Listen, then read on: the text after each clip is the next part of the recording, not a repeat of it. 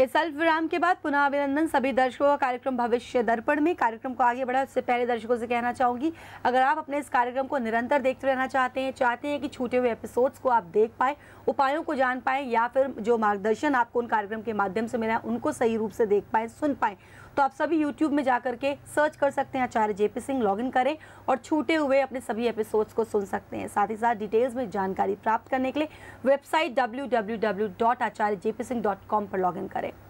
आचार्य जी, रुद्राक्ष की बात चल रही थी और रुद्राक्ष के बारे में एक सवाल यहाँ पर ये लेना चाहूँगी। जैसे समस्याओं के समाधान के लिए अलग अलग रत्न बताए जाते हैं और कहा जाता है कि इस रत्न को इस समस्या के पूरी होने तक, इस अवधि तक पहने रहना है, धारण किए रहना है।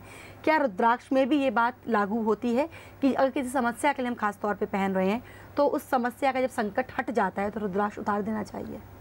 देखिए, स्टोन थेरेपी और रुद्राक्ष के अंदर बहुत बड़ा डिफरेंस है कि अगर मान लीजिए कोई दशा चल रही है, आपने पुखराज धारण किया, अब पुखराज धारण किया है बृहस्पति की दशा में, बृहस्पति के अंतर तक के लिए आपने कि हमने उसको बलि किया था। अब बृहस्पति की दशा समाप्त हो गई है, अब आपने धारण किया रखा, तो निश्चित तौर पर उसके नेगेटिव रिजल्ट्स आपको मिल सकते हैं, क्योंकि गोचर में परिस्थिति खराब हो सकती है, ग्रह से युति हो सकती है, किसी प्रकार से भी आपको उसके दुष्प्रभाव मिल सकते हैं। पर रुद्राक्ष एक ऐसी चीज़ है जिसका कोई भी दुष्प्रभाव नहीं है, चाहे आपकी समस्या ठीक हो गई है या आपकी दशा बदल गई है, रुद्राक्ष को उतारने की आपको आवश्यकता नहीं है। आप श्रद्धापूर्वक अगर धारण करना चाहते हैं तो कर सकते हैं। हाँ, अगर आपका मन है कि जैसे मान लीजिए आपका विवाह नहीं हो रहा है, आपने रुद्राक्ष धारण किया, विवाह हो गया, आप कहते हैं या विवाह हो गया तो मुझे इस रुद्राक्ष की आवश्यकता नहीं है, तो उतार के पूजन स्थल पर रख सकते हैं। पर हाँ, ये बिल्कुल बात है कि अगर आप चाहें तो उसे धारण करके रख सकते हैं, वो वैवाहिक जीवन को भी सुदृढ़ करेगा। पर अगर आप ये कहें कि नहीं जी, मेरी सिर्फ आवश्यकता मात्र तक थी तो मैंने इसे धारण किया, तो ये आपकी श्रद्धा और विश्वास है, इसमें हम कुछ भी नहीं कह सकते।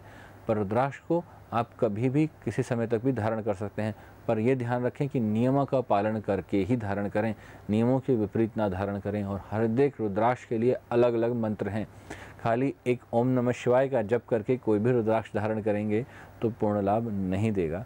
इन चीज़ों का ध्यान रखें, तभी पूर्ण लाभ ले सकते हैं रुद्राक्ष की शक्ति का। बिल्कुल, रुद्राक्ष की शक्ति को इसी तरह से हम पहचान सकते हैं। जाप की अगर बात करते हैं, कई लोग रुद्राक्ष के माले से जप भी करते हैं और उसी माले को धारण भी करते हैं, ये कितना उचित है? बहुत उचित है, इसमें कोई परेशानी नहीं है, पर नियम फिर वही आ जाएंगे। अब रुद्राक्ष अभिमंत्रित भी हो गया, जागृत भी हो गया, और उसको पहनकर अगर आपने कोई चीज़ गलत खाई, ठीक वैसे मैंने पहले कहा, मांस मदिरा का सेवन किया तो निश्चित तौर पर नुकसान देगा। हाँ, एक चीज़ ध्यान रखिएगा, एक माला पर एक ही मंत्र का जाप करिए, ये नहीं कि उस पर बार बार दूसरे मंत्रों का जाप करते रहें। दूसरी बात है कि रुद्राक्ष की माला पे सभी मंत्र जाप नहीं किए जा सकते, इन चीज़ों का भी हमें ध्यान देना चाहिए। पर हम गलती क्या कर बैठते हैं कि सभी मंत्रों का जाप रुद्राक्ष की माला पे करने लग जाते हैं, ये नहीं है। जैसे हमने लक्ष्मी जी की माला अगर जप करना है तो लक्ष्मी जी के लिए कमलगट्टे की माला लेनी चाहिए बजाय कि रुद्राक्ष की माला के। अगर हमने यहाँ वासुदेव का सिमरण करना है तो रुद्राक्ष की माला की बजाय हमें वहाँ पर गोमती की माला लेनी चाहिए, या अलग अलग मालाएँ उसके लिए, यहाँ तुलसी की माला है, बहुत सी मालाएँ हैं, उनका जप लेना चाहिए। अब शुक्र के मंत्र जाप करने हैं, स्फटिक की माला लीजिए, रुद्राक्ष की माला वहाँ पर नहीं लेनी चाहिए। तो कहने का मतलब है ये आप ले रहे हैं, अपराध नहीं है, पर अगर आप पूर्ण फल लेना चाहते हैं तो वो तभी मिल सकता है कि जब आप उस उचित माला का प्रयोग करें, क्योंकि किसी भी मंत्र को या किसी भी शक्ति को जागृत करने के लिए उसकी पूर्ण चीज़ें आवश्यकता होती है। जैसे अगर आप कहें कि शिव के ऊपर हम कच्चा दूध ही क्यों चढ़ाते हैं, हम वहाँ पर मक्खन क्यों नहीं चढ़ाते, या वहाँ हम ये कहें कि हम वहाँ पर चाय क्यों नहीं चढ़ाते, ऐसी कई लोग प्रश्न करते हैं कि आचार्य जी जो हम लेते हैं वही क्यों नहीं हम चढ़ा सकते। तो ये जाके आप प्रकृति से पूछें कि प्रकृति ने ऐसे नियम क्यों बनाए हैं। प्रकृति ने इसका बहुत सुंदर जवाब दिया। अगर मान लीजिए आप चंद्र का जाप कर रहे हैं और रुद्राक्ष पे कर रहे हैं तो उसका पूर्ण लाभ क्यों नहीं मिल पाता, क्योंकि आप रुद्राक्ष पे उन मंत्रों का जाप करिए जिनका बीज मंत्र यहाँ पर इस तरह से शुरू होता है। उदाहरण स्वरूप मैं आपको दे दूँ, जिस तरह से मान लीजिए हमने अगर हम जाप करना शुरू किया, ओम नमः शिवाय का हम जाप करते हैं, शिव की माला पे हम कर सकते हैं रुद्राक्ष की माला, तो उसमें ओम नमः शिवाय नमन आया है तो हम निश्चित तौर पर कर सकते हैं। पर जहाँ पर इस तरह से शुरू होता है ओम चंद्रमय सय नमः, अब चंद्रमा को पहले यहाँ याद किया गया है, चंद्रमा को हमने कहा ओम चंद्रमय सय नमः, ओम द्राम द्रीम द्रोम सह शुक्राय नमः, इस तरह से हमने मंत्र किया तो तो यहाँ पर हमने शुक्र को नमन किया, तो वहाँ पर शिव की माला पर उसका जप नहीं किया जाएगा या रुद्राक्ष पे नहीं किया जाएगा। ये प्राकृतिक नियम हैं, इनका पालन करेंगे तो निश्चित तौर पर वो मंत्र जागृत होकर आपको पूर्ण फल देंगे। मेरे पास एक ऐसा ही उदाहरण देखने को मिला। एक सज्जन मेरे पास आए, कहते हैं जी मेरे पास एक मोतियों की माला है, मैं उस पर सब जप करता हूँ। मैंने कहा आप कौन कौन से मंत्र जाप करते हैं? कि जी मैं शिव का मंत्र जाप करता हूँ। मैंने कहा ठीक है, कर सकते हैं, कोई परेशानी नहीं है। मैं गायत्री जप करता हूँ। मैं कहा चलिए ये भी चल जाएगा, कोई दिक्कत नहीं है, जबकि करना नहीं चाहिए। मैं यहाँ पर मेरी शनि की दशा चल रही है, मैं इस समय शनि मंत्र का जाप करता हूँ। मैंने कहा मोती की माला पे आप शनि मंत्र का जाप करते हैं? कहते हैं हाँ जी, सभी मंत्र उसी पे जाप कर लेते हैं। अब आप देखिए, चंद्रमा जब शनि के साथ बैठते हैं तो हम विश्वकुंभ योग मान लेते हैं। हम मोती की माला पे जहाँ चंद्र का जाप करना था, वहाँ पर हम शनि का जाप करेंगे तो निश्चित तौर पर हमें पागल ही करेगा वो। और उस वक्त हम ये कहेंगे हम तो शनि की आराधना कर रहे हैं और शनि हमें ये फल दे रहे हैं कि हमारी मानसिक स्थिति खराब हो रही है। तो इन सूक्ष्मताओं को, इन गहराइयों को जब तक नहीं समझते, निश्चित तौर पर हम अपने लिए समस्याएं ही पैदा करते हैं। तो इन समस्याओं से बचने का सबसे पहला उपाय ये है कि हमें ये समझना होगा कि कौन सी चीज़ कब करनी चाहिए, कौन सी चीज़ किस तरह से करनी चाहिए, कौन सा मंत्र कहाँ करना चाहिए।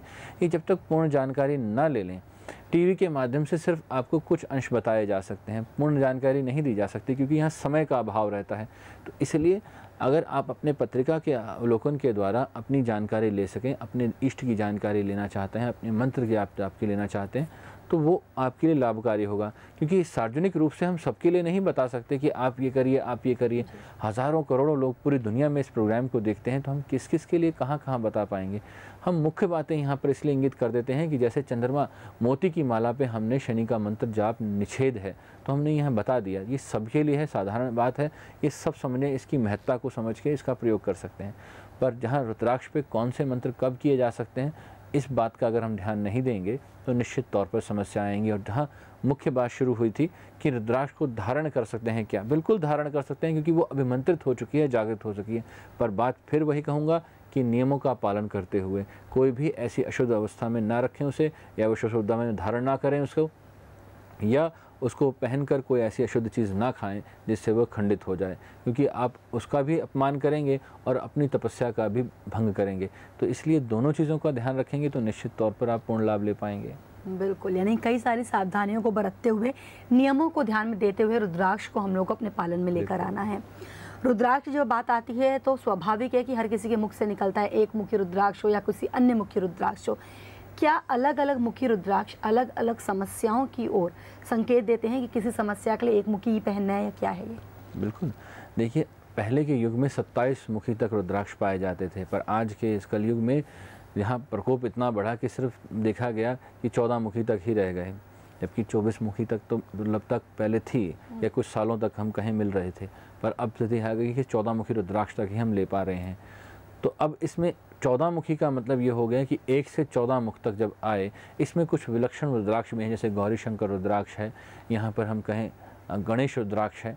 इन रुद्राक्षों की अलग अभिव्यक्ति है, अलग अलग प्रयोग हैं, पर 1 से 14 मुखी तक अलग अलग समस्याओं के लिए, अलग अलग राशियों के लिए, अलग अलग दशाओं के लिए, अलग अलग औचित्यों के लिए, अलग अलग महत्वाकांक्षाओं की पूर्ति के लिए प्रयोग किया जाता है। और उनका प्रयोग करते वक्त सावधानियाँ इसलिए बरती जाती हैं कि ये ऐसी विलक्षण शक्ति है जिसका प्रयोग करके आप अपनी ऐसे अभिजीत चीज़ों को प्राप्त कर सकते हैं जो बाकी चीज़ों से नहीं प्राप्त कर सकते। उदाहरण स्वरूप, आप कितना बढ़िया भी हीरा पहने या पुखराज पहने या मोती पहने, आप वो चीज़ नहीं प्राप्त कर सकते जो रुद्राक्ष से प्राप्त कर सकते हैं, क्योंकि ये 3 डायमेंशनल अपना प्रभाव देता है। ये आपके मानसिक संतुलन को भी बनाएगा, आपके स्वास्थ्य पे भी प्रभाव देगा और आपकी अभिष्ट सिद्धि पे भी प्रभाव डालेगा। यहाँ पर अगर हम स्टोन को देखें तो स्टोन ऐसा नहीं करता, स्टोन सिर्फ उस ग्रह की अभिव्यक्ति को ही रिएक्ट करता है और वहीं तक ही जागृत रहता है। स्टोन सिर्फ एक पर्टिकुलर पॉइंट पर चलता है। यहाँ पर हम ये मान के चलें कि ये एक ऐसा विस्फोट है कि ये चारों दिशाओं में प्रभाव देता है। और अगर हम स्टोन को देखें तो वो एक गोली की तरह चलता है, एक पिस्टल की गोली, जहाँ पर जाके लगती है वो बुलेट वहीं पर जाके सिर्फ छेद करती है या उसी जगह पर प्रभाव देती है।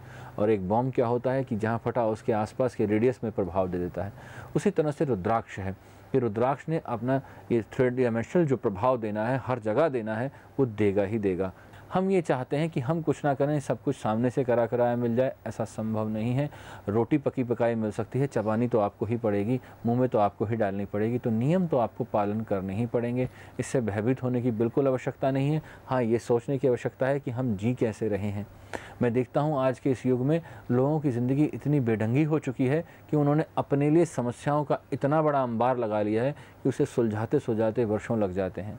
क्यों? क्योंकि वो उस समय ध्यान ही नहीं देते, सोचते ही नहीं हैं, जानते ही नहीं हैं, वो चलते जाते हैं। एक छोटा सा उदाहरण आपको दे दूं, हर व्यक्ति अगर ये करता है गलती तो उसे सुधार लें। क्या पता आपने भी ये गलती कर रखी हो, तो कृपया मेरा अनुरोध है कि इसे सुधार लीजिएगा। कभी रुद्राक्ष की माला को खूंटी पे मत टांग दीजिएगा। बिल्कुल ये आप ये समझिए कि आपने जागृत शिव की शक्ति को खूंटी पे टांग रखा है। वह अपराध है, वो इस तरह से है कि वह दंडनीय अपराध है। तो इस स्थिति में ऐसा पाप ना करिएगा कि आपको कोई दंड मिले।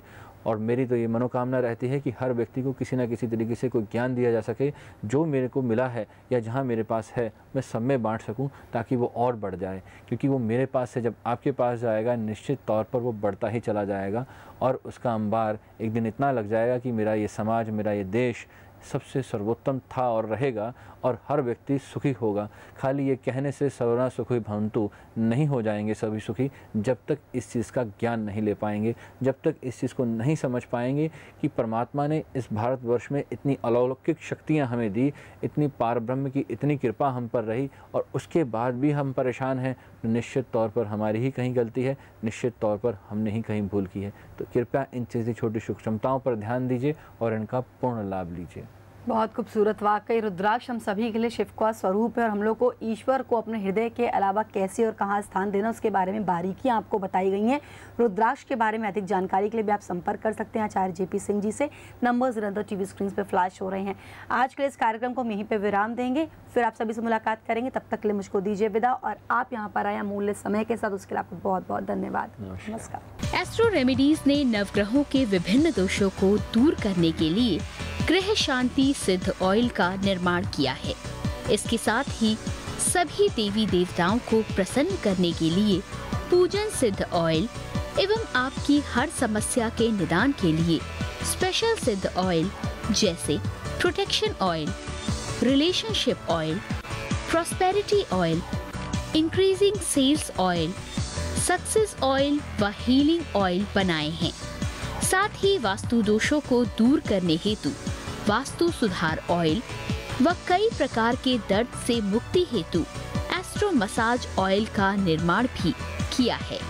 इन्हें मंगवाने के लिए इन नंबरों पर संपर्क करें 01145644139, 01145644140, 01145644141, 01145644142, 09811558158, 09910296999, 09212259996, 09278427313, 09868065666 और 09910355356।